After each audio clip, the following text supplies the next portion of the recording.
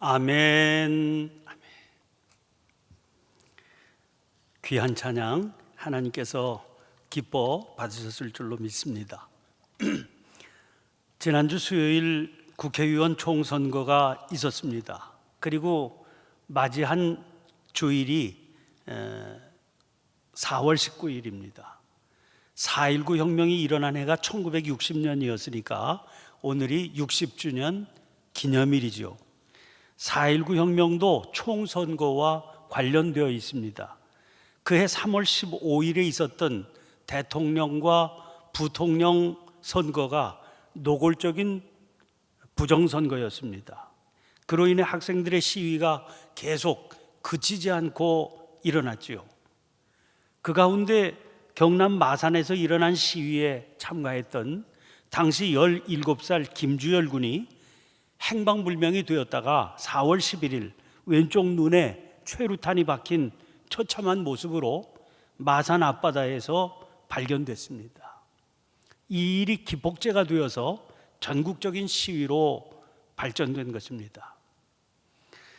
다른 분들은 어떤지 모르겠습니다만은 저에게는 이 날이 아주 생생합니다. 제가 그 해에 초등학교에 입학했었거든요. 당시에는 4월에 학기가 시작하던 때여서 입학식을 한 지 며칠 되지 않았을 때입니다. 당시 저희 집이 내수동에 있었습니다. 지금 세종문화회관이 세워지기 전인데 바로 그 뒤편 쪽에 있는 집이었습니다. 학교는 지금 종로구청 자리 잡고 있는 수송초등학교, 당시에는 국민학교라고 불렀죠. 수송국민학교였습니다. 세종대로가 지금처럼 넓지 않아서 그 길을 건너서 학교를 다녔습니다. 그날 아침에 라디오에서 모든 학교가 휴교한다 그런 방송이 나왔습니다마는 어머니께서는 그래도 일단 학교에 가봐라 그러셨지요. 학교에 갔더니 문은 잠겨 있고 어른 한 분이 교문 앞에서 저처럼 학교에 온 학생들에게 왜 왔냐고 빨리 집으로 가라 그렇게 말씀하셨습니다. 지금 미국 대사관 자리 잡고 있는 그 자리하고 KT 광화문 지사 자리 사이에 좁은 골목이 있었습니다. 그 골목을 빠져나가면 세종로가 나오게 되지요. 그 골목 빠져나가서 세종로 건너가야 집인데 그 좁은 골목이 사람들로 꽉 막혀 있었습니다. 저는 그 골목 중간쯤 서 있었지요. 그 갑자기 요란한 소리와 함께 제 앞에 있던 몇 사람이 쓰러지는 겁니다. 앞에 있는 사람들이 쓰러지면서 큰 길 한복판으로 지붕 없는 백차가 달려가는데 그 차에 경찰이 총을 들고 서 있었습니다. 요란한 소리는 그 순경이 쏜 총소리였던 겁니다. 저는 혼비백산해서 그 뒤로 어떻게 집으로 왔는지도 모르겠습니다. 며칠 뒤에 저희 학교 선배들이 덕수궁 앞에서 데모를 했다 그런 얘기를 들었습니다. 학교 선배라고 그래 봐야 초등학교 학생들이었으니까 당시에도 큰 화제가 되었던 거죠. 그리고 시위하던 그 중에 한 학생이 경찰에 총에 맞아서 죽었다 그랬습니다. 정릉에서 목회할 때 교회 가까이에 있는 수유리의 4.19 묘지를 방문했더니 그때 죽은 학생이 거기 안장되어 있었습니다. 그의 이름이 전한승이라고 하는 6학년 학생이었음을 그때 알았습니다. 1961년 졸업식 때 빈 의자에 꽃다발 하나 놓여 있는 사진이 신문에 실렸던 그런 기억도 납니다. 살아가는 과정에서 문득 떠오르는 사건이 있습니다. 늘 의식적으로 깨닫고 사는 것은 아니지요. 그러나 그때의 강렬한 기억이 어딘가에 남아 있어서 제 삶에 어떤 식으로든 영향을 끼치고 있구나 싶기는 합니다. 그 삶에서 꼭 그 한 사건만이 아닐 겁니다. 그런 몇몇 사건들이 삶의 큰 계기를 만들어 켜켜이 자리를 잡아 우리의 삶을 형성하고 이끌고 나가고 있는 것은 아닐까 싶습니다. 저에게 있어서는 그날 그 골목에서 강렬했던 그 기억이 어딘가 숨어 있어서 제 삶을 구성하고 있는 강력한 인자가 되어 있을 겁니다. 그런데 그런 사건들의 성격에 따라서 그 사건이 때로 내 삶에 부정적인 영향을 끼치기도 하고 긍정적으로 발전할 수도 있게 마련입니다. 때로는 더 강렬한 영향을 끼치는 긍정적인 사건을 통해서 그동안 쌓여있던 부정적인 영향을 끼쳐오던 사건이 치유되기도 하겠죠. 문제는 그런 사건들이 우리들에게 다가오게 될 때 우리 스스로가 어떤 반응을 보이느냐 하는 겁니다. 아무런 생각 없이 그 사건을 흘려보낼 수 있을 겁니다. 그러면 아무런 열매도 없는 거죠. 그러나 그것을 붙들고 치열한 자기 성찰을 할 수도 있습니다. 성숙한 변화의 열매라고 하는 것은 그 치열한 자기 성찰만큼 맺히게 되는 겁니다. 이런 일들은 다만 한 사람의 생애에 일어나는 일만은 아닙니다. 민족의 역사, 인류의 역사 또한 다르지 않습니다. 4.19를 앞두고 지난 주간에 있었던 국회의원 총선거를 생각해 보세요. 코로나19 팬데믹 사태 속에서 치른 선거입니다. 보도를 보니까 무려 47개국의 나라가 선거를 연기했고 또 선거를 고민 중인 나라도 여럿이라고 그럽니다. 그런데 우리는 평소에 총선거보다 더 높은 선거 참여율을 보였습니다. 그 결과 세계 여러 나라들로부터 주목을 받은 선거가 되었습니다. 이게 60년 동안 이루어낸 역사의 변화가 아니겠습니까? 그런데 생각해 보면 그 역사의 변화라고 하는 것은 저절로 이루어진 게 아닙니다. 우리가 알다시피 그 60년이라고 하는 시간은 평온히 흘러가지 않았습니다. 한번 돌이켜 보세요. 역사의 흐름을 되돌리려고 하는 일들이 얼마나 많았습니까? 참으로 부정적인 영향을 끼치는 사건들이었죠. 정말 우리는 안 된다. 우리에게는 정말 미래가 없다. 그런 마음이 들게끔 만들었던 사건들이 그동안 그치지 않고 일어났지 않습니까? 그런데 우리는 그런 일들이 있을 때마다 체념하고 주저앉지 않았습니다. 피 흘리기를 마다하지 않고 쉬지 않고 저항하며 역사의 길을 바로 잡으려고 해왔습니다. 그 아픔이 새로운 사건들을 낳았죠. 역사의 부정적인 영향을 씻어내는 더 강렬한 새로운 경험들을 만들어냈습니다. 그 결과가 세계가 주목하게 된 오늘의 성숙한 우리의 모습입니다.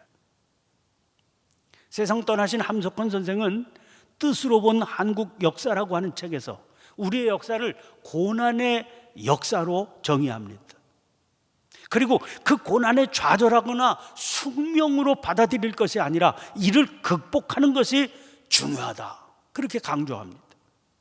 세계 인류의 역사 역시 고난의 역사입니다. 그런데 우리는 그 어떤 나라보다도 고난의 경험을 많이 가졌고 이를 극복해온 나라라는 겁니다.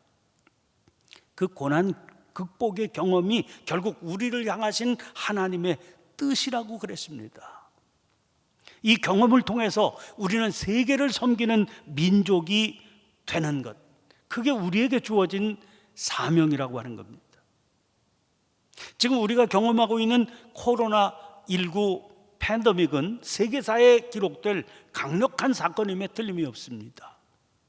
그 강력함이 분명히 무엇인가 역사에 중대한 변화를 가져오게 될 겁니다.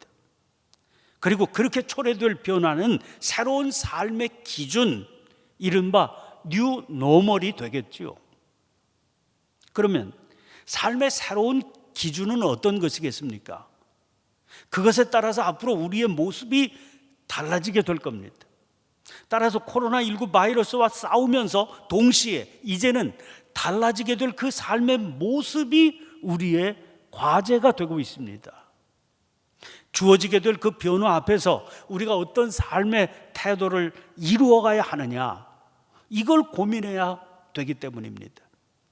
기독교 신앙인인 우리들에게 하나님께서 역사 창조의 사명을 맡기셨다, 그렇게 고백한다면 이것은 우리들이 짊어지고 고민해야 할, 또 기도해야 될 숙제이기도 한 겁니다. 이 시대 우리에게 주어진 역사의 숙제라고 하는 사실을 떠올리며 저는 바울 사도를 마음에 품게 되었습니다. 2000년 전 사도 바울이 복음을 전파하며 다녔던 소아시아 지역, 지금 터키 그리고 그리스 지역을 몇 번 여행할 기회가 있었습니다. 고속도로를 타거나 또 배를 타기도 하고 또는 비행기를 타기도 하는 여행이었죠. 이건 바울 사도 당시에는 생각도 하지 못할 편리한 여행이었습니다. 근데 편리하기만 한 게 아닙니다.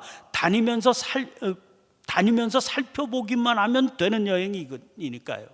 때가 되면 식당에 식사가 차려져 나오지요. 일정 마치면 편안한 호텔에서 푹 쉴 수 있습니다. 만나야 될 사람, 찾아가야 될 장소에 대한 염려, 불안감 전혀 없습니다. 그런데도 그 여행이 피곤하기도 하고 고단하기도 했습니다.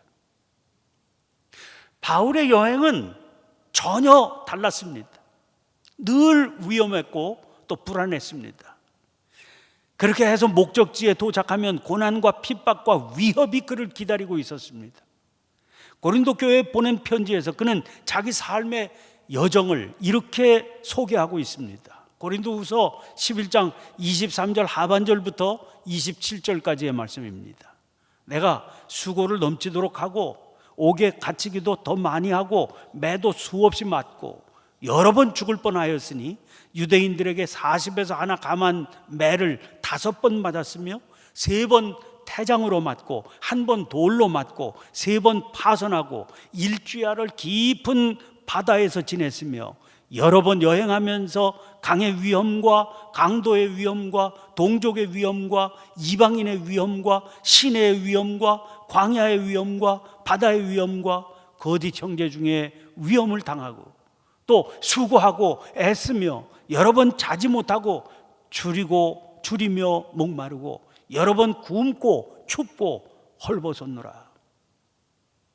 순례라고 하는 고상한 이름이 붙은 여행을 할 때마다 저는 종종 마음속으로 묻곤 했습니다.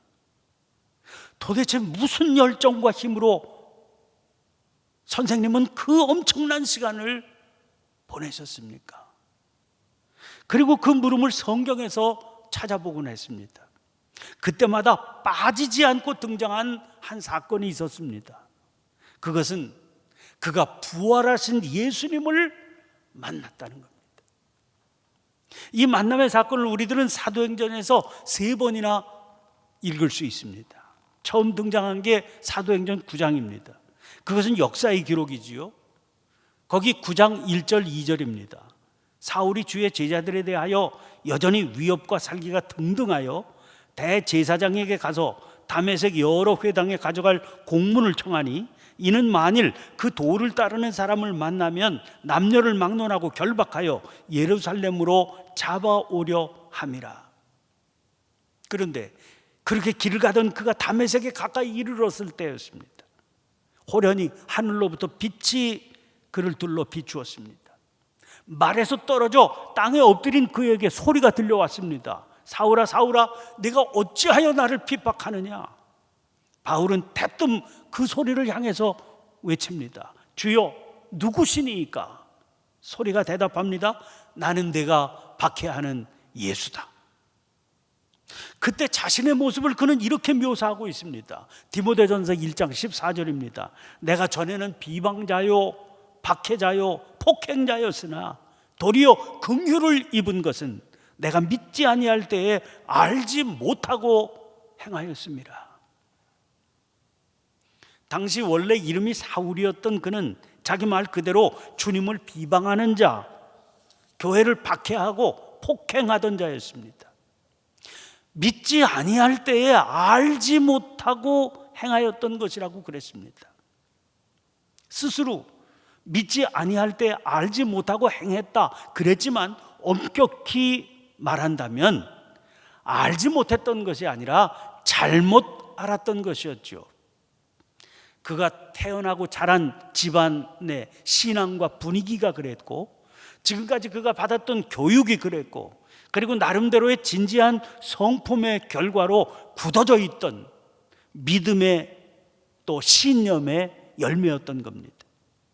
그런데 그 모든 것들, 켜켜이 쌓여져 있던 견고한 그런 모든 것들을 무너뜨리는 강력한 사건이 예수님을 만난 이 다메섹 사건이었습니다. 고린도후서 10장 4절 5절에서 우리의 싸우는 무기는 육신에 속한 것이 아니요 오직 어떤 견고한 지인도 무너뜨리는 하나님의 능력이라. 모든 이론을 무너뜨리며 하나님 아는 것을 대적하여 높아진 것을 다 무너뜨리고 모든 생각을 사로잡아 그리스도에게 복종하게 한다. 그러지 않았습니까?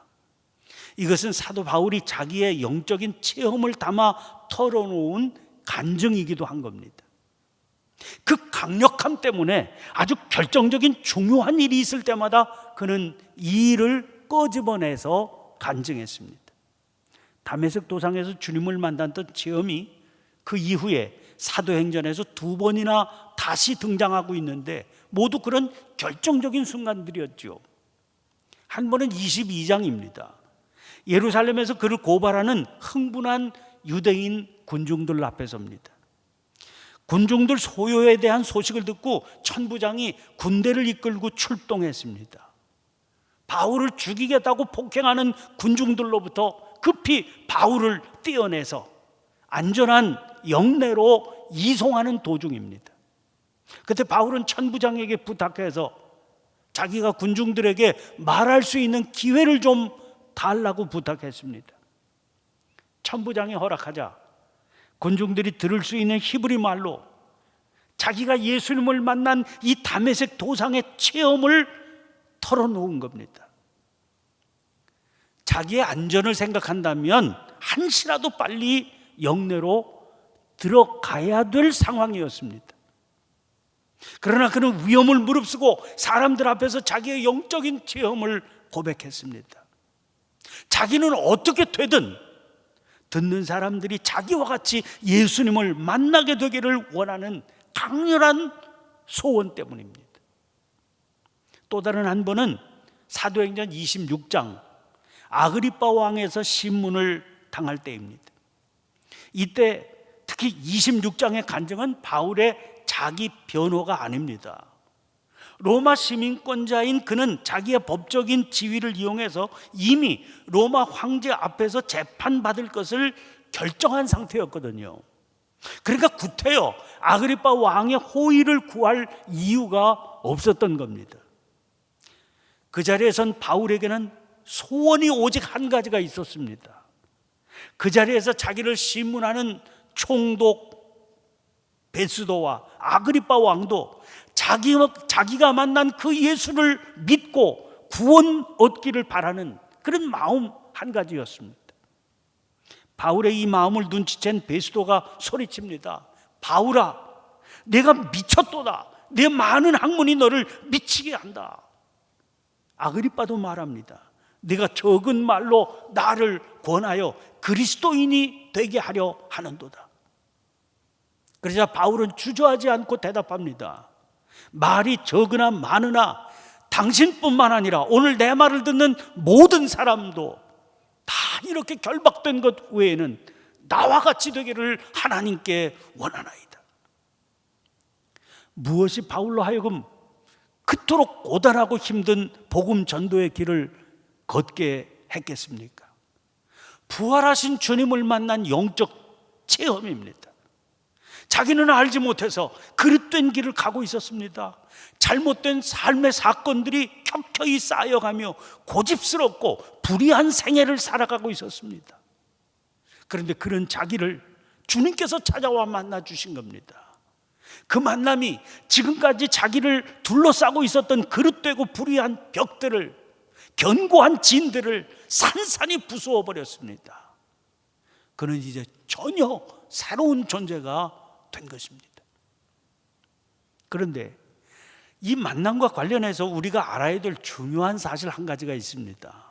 바울은 예수님 생전에는 한 번도 예수님을 만난 적이 없었다는 겁니다.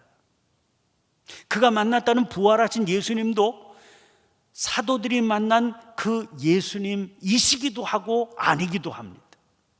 즉 도마에게 나타나서 내 손가락을 이리 내밀어 내 손을 보고 내 손을 내밀어 내 옆구리에 넣어보라.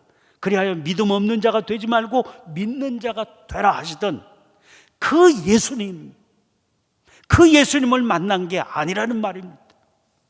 여인들이 생생하게 경험했던 빈 무덤의 예수님이 아니었다는 겁니다. 오늘 본문 말씀 보세요. 바울 사도는 부활하신 예수님을 만난 사건들을 열거해서 소개하고 있죠. 게바를 비롯한 12제자가 부활하신 예수님을 만났습니다. 6절에 등장하는 500여 형제에게 일시에 보이셨다는 말씀은 지금 우리들에게 전해지는 분명한 자료는 없습니다. 그러나 그 중에 지금까지 대다수는 살아있다, 그런 것만 보아도 당시에는 무슨 자료를 제시할 증거가 필요 없는 생생한 사실이었을 겁니다. 그러니까 사도 바울 당시에 부활하신 예수님을 만난 사람들은 다수였음을 알 수 있지요. 바울이 여기에서 정작 말하고 싶어하는 중요한 인물은 자기 자신인 겁니다. 8절입니다. 맨 나중에 만삭되지 못하여 난 자 같은 내게도 보이셨느니라. 그럼 왜 자기를 만삭되지 못하여 난 자라고 그렇게 표현했겠습니까?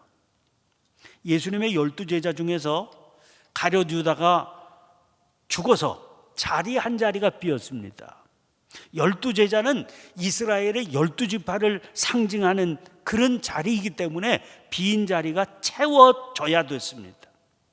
그래서 한 사람을, 그 빈자리를 채울 한 사람을 선발하게 되는데 그 선발 기준을 이렇게 정했다고 그랬습니다. 사도행전 1장 21절 22절을 보면 요한의 세례로부터 우리 가운데서 올려져 가신 날까지 주 예수께서 우리 가운데 출입하실 때에 항상 우리와 함께 다니던 사람 중에 하나, 이게 기준이었습니다.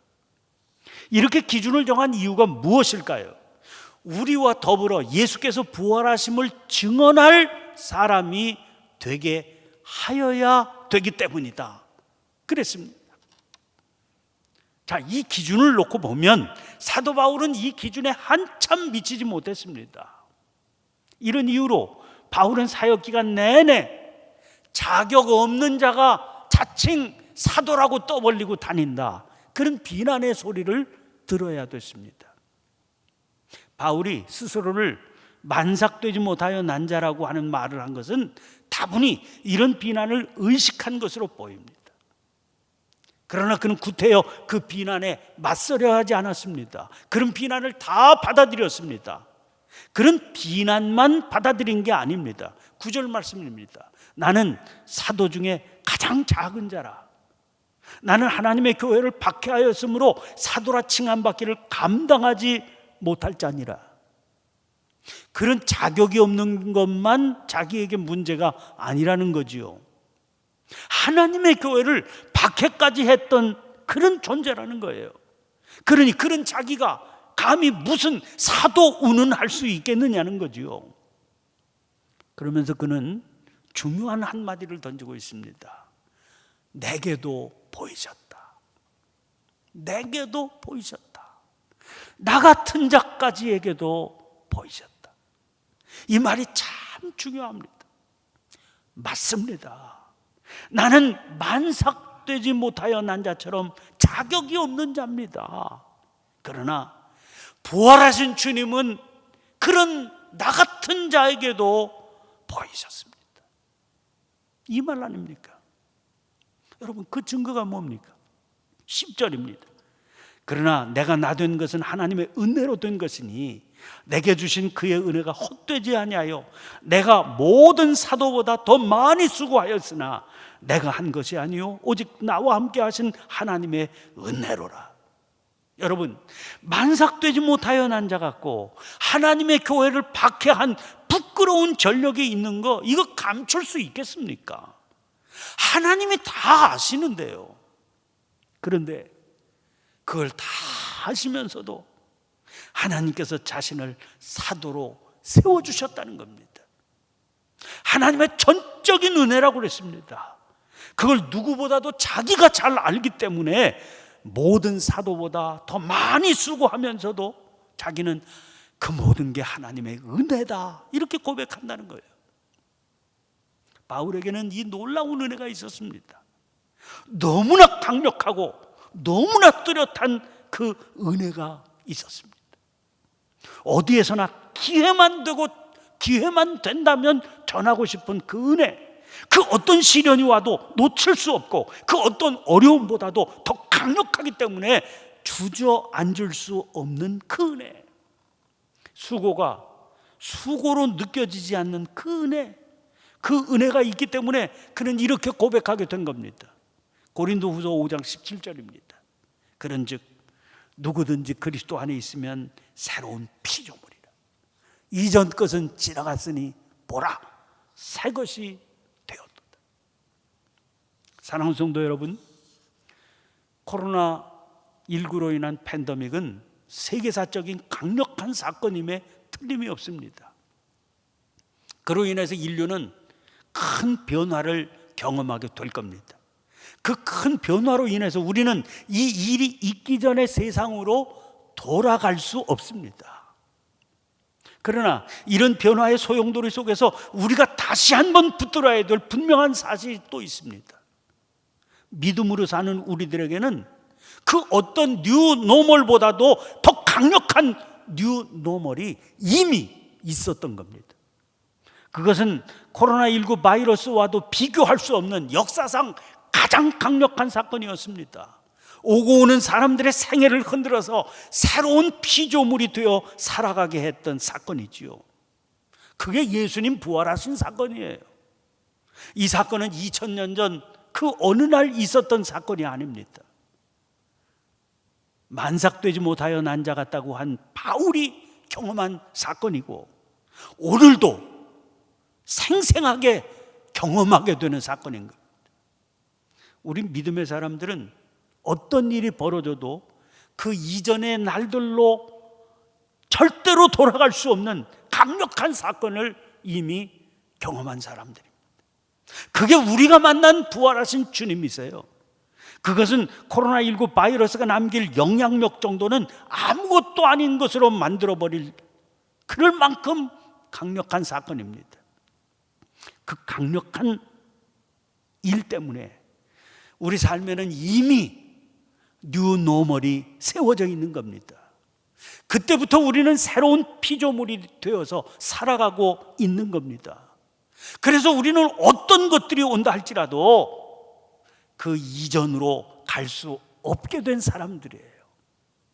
문제는 이 사실을 붙들고 치열한 자기 성찰과 함께 우리가 살아가야 한다는 겁니다. 그래야 지속적으로 새로운 피조물의 삶을 살면서 성숙한 변화를 이루어내며 자라갈 수 있는 겁니다. 부활절은 지나갔습니다. 그러나 부활 신앙은 지나갈 수 없습니다. 지금도 우리를 붙잡고 가고 있어야 되기 때문입니다. 그렇다면 지금 스스로에게 물어보시기를 바랍니다. 지금 부활하신 주님께서 나를 이끌어가고 계시는 것입니까? 기도하겠습니다. 살아계신 하나님, 부활하신 주님의 빈 무덤을 생생하게 바라보며 살기를 원합니다. 그 손과 발의 못자국, 그 허리의 상처를 붙들고 살게 하여 주시옵소서.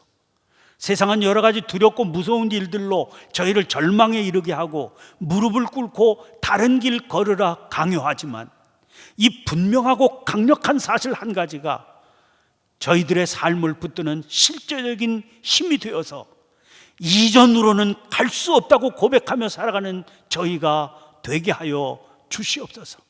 오늘도 부활의 생생한 감격 속에서 하늘의 영광 찬양하며 살게 하시는 예수님 이름으로 기도하옵나이다. 아멘.